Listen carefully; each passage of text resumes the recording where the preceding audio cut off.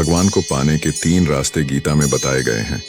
इनमें पहला है कर्म योग, दूसरा ज्ञान और तीसरा भक्ति आएगा। भगवान श्री कृष्ण जब अर्जुन को इन तीनों तरीके के बारे में बताते हैं, तब अर्जुन कहते हैं कि वे इन तीनों रास्तों पर नहीं चल पाएंगे। तब भगवान कहते हैं कि चौथा और सबसे आसान तरीका है शरणागति, लेकिन इसके लिए आपको मैं छोड़कर धर्म का होना पड़ेगा।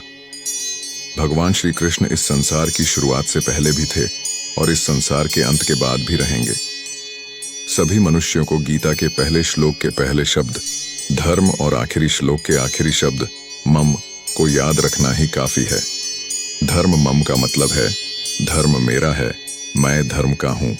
इसलिए जो भी श्री कृष्ण को इस भावना से स्मरण करेगा वो उन्हें पा सकेगा। कुरुक्षेत्र की रणभूमि में अर्जुन को योग के बारे में बताते हुए श्री कृष्ण कहते हैं कि मुझे पाने के 3 मार्ग हैं, कर्म योग, ज्ञान योग और भक्ति योग। अगर कोई व्यक्ति इन 3 मार्ग पर भी न चल सके तो मुझे सबसे आसान तरीके से पा सकता है, और वो मार्ग है शरणागति। जो भी मेरे शरण में आ जाएगा उसे इस भवसागर से पार लगने में क्षण भर भी नहीं लगेगा। राम की भक्ति करने से सत्य, ईमानदारी, करुणा और मर्यादा का भाव आता है। कृष्ण की भक्ति करने से प्रेम, आनंद, उत्साह जैसे को तैसा का भाव आता है। शिव जी की भक्ति करने से सबके प्रति कल्याण करने का भाव आता है।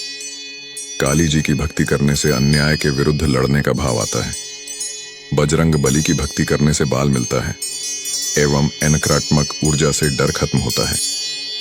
शनिदेव की भक्ति करने से न्याय करने का भाव आता है।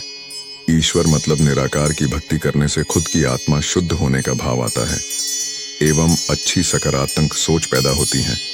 इसके अलावा परमार्थ करने का भाव आता है। मैं इतने लोगों की भक्ति उपासना के माध्यम से करता हूँ, जो मुझे मिला है वही बताई हूँ।